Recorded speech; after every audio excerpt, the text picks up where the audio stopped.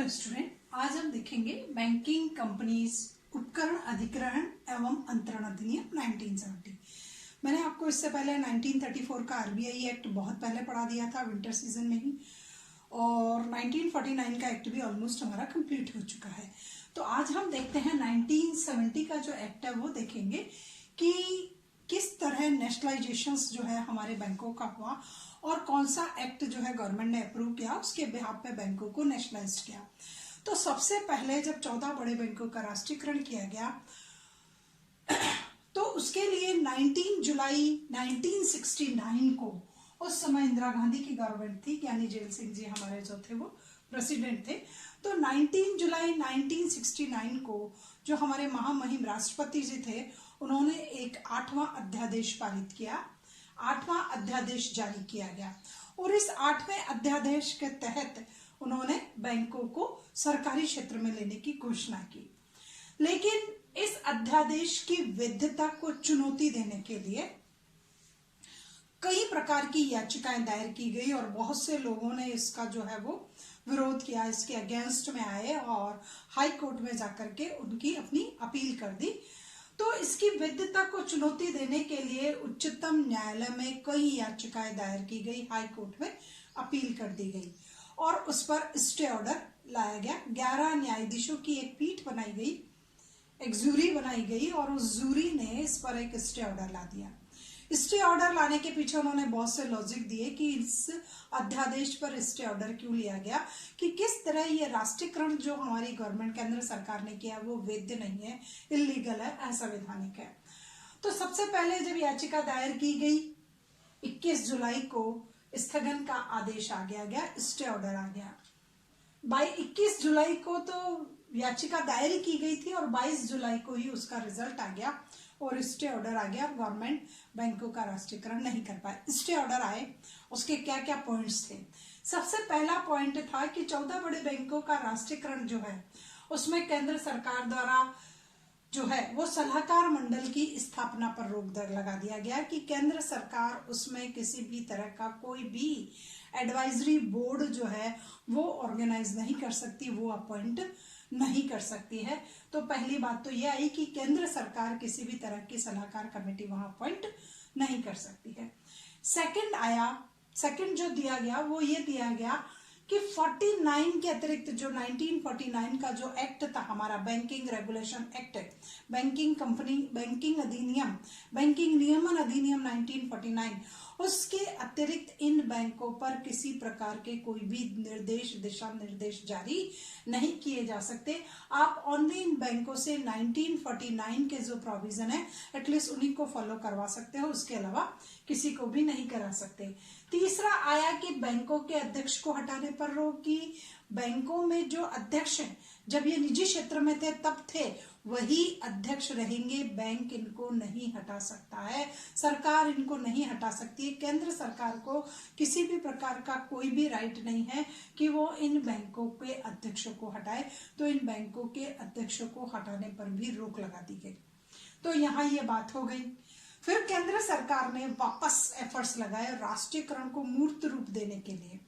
केंद्र सरकार ने राष्ट्रीयकरण को वास्तव में एक मूर्त रूप देने के लिए नहीं, सबसे पहले जब इन्होंने कहा कि केंद्र सरकार ने ये जो दिया है वो असंवैधानिक है, वहां केंद्र सरकार को मूर्त रूप देने के लिए अध्यादेश के स्थान पर फिर एक अधिनियम पारित कर दिया गया। देखो, पहले अध्यादेश था, अध्यादेश के स्थान पर अब केंद्र सरकार ने सोचा कि नहीं, रियल में नेशनलाइजेशन होना चाहिए, बैंकों का राष्ट्रीयकरण होना चाहिए, बैंक सार्वजनिक क्षेत्र में होने चाहिए, इतनी बड़ी संस्थाएं जो है वो निजी क्षेत्र में छोड़ना हानिकारक होगा। तो फिर अध्यादेश के स्थान पर 1970 का एक बैंकिंग कंपनीज अधिनियम सरकार ने पारित कर दिया गया। 1970 के नाम से एक अधिनियम पारित कर दिया गया और अध्यादेश को ले दिया गया।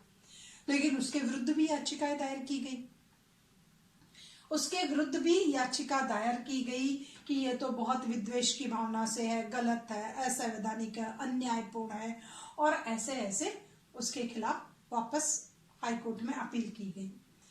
फिर 14 फरवरी 1970 में 14 फेब 1970 को वापस उन्हीं राष्ट्रपति जी ने एक नया अधिनियम पारित किया गया जिसका नाम था, ये सब 1969 तक की बातें थी, उसका नाम रखा गया बैंकिंग कंपनीज अधिनियम 1970।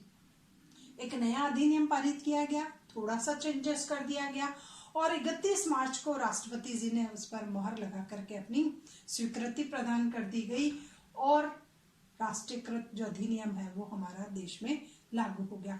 तो बहुत बड़े एफर्ट्स के बाद, बहुत ज्यादा विरोध सहन करने के बाद देश के इतने बड़े बैंकों का सरकार राष्ट्रीयकरण करने में सफल हुई और सारे के सारे राष्ट्रीयकृत बैंक जो बैंक निजी क्षेत्र में थे वो सारे के सारे राष्ट्रीयकृत बैंक घोषित हो गए। अब 14 बड़े बैंकों का राष्ट्रीयकरण जो है हो गया,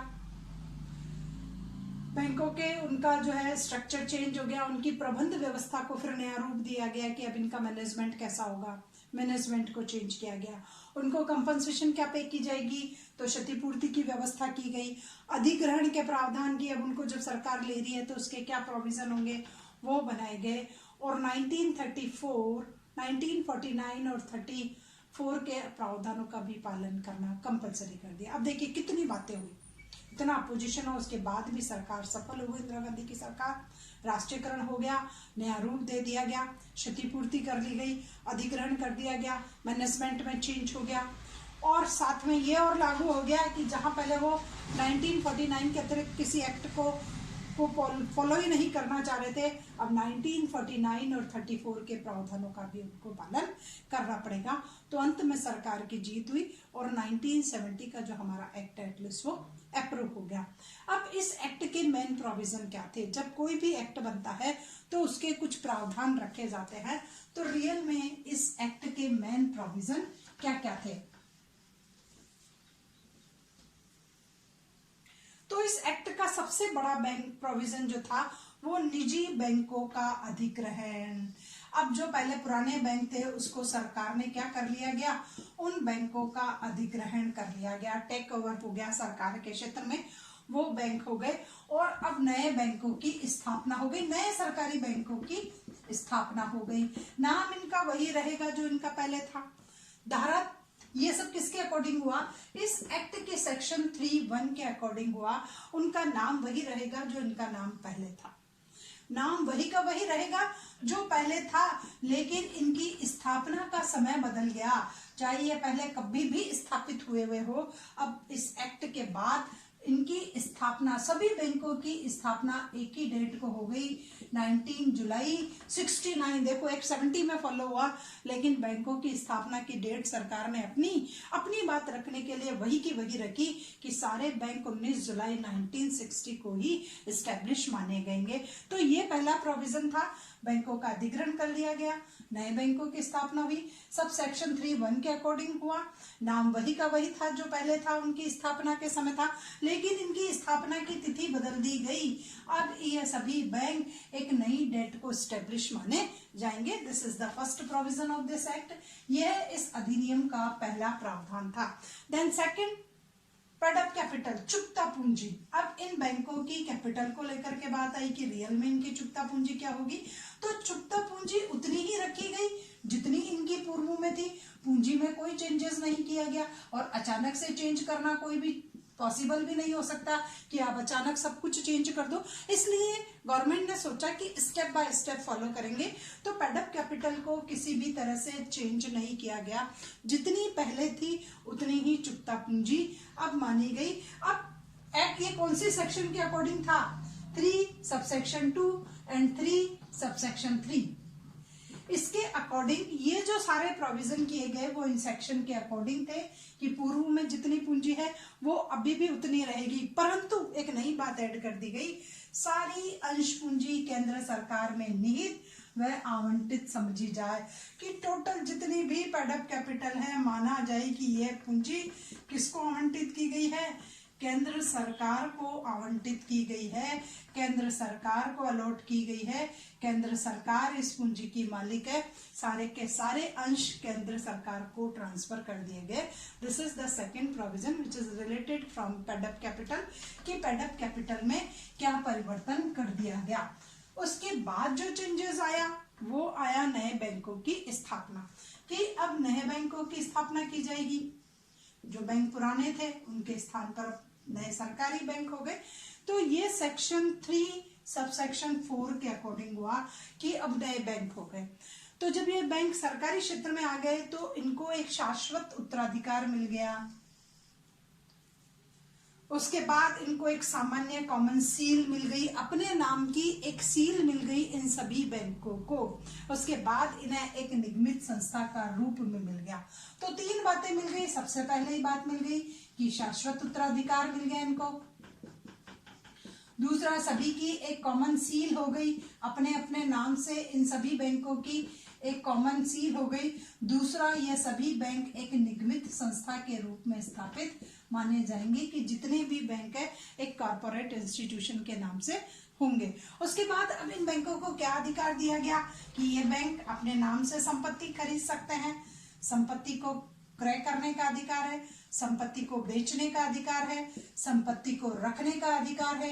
ये अधिकार इनको मिल गया है कि किसी भी प्रकार की एसेट्स को परचेज कर सकते हैं ये बैंक। उसके बाद इन बैंकों को अपने खिलाफ किसी भी अगर कोई एक्टिविटी हो रही है तो अपने नाम से प्रस्वीदा करने का अधिकार है। सॉरी, अपने नाम से इनको कांटेक्ट करने का राइट है। ये अनुबंध अब अपने नाम से करेंगे।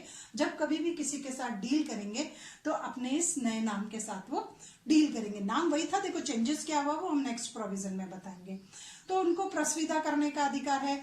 अगर अपने नाम उनके खिलाफ किसी प्रकार का कोई हो रहा है तो इनको कोर्ट में जाकर के वाद प्रस्तुत करने का अधिकार है। ये प्रतिवाद भी प्रस्तुत कर सकते हैं। तो ये सारे राइट्स अब इन नए बैंकों को सरकार ने प्रदान कर दिए गए।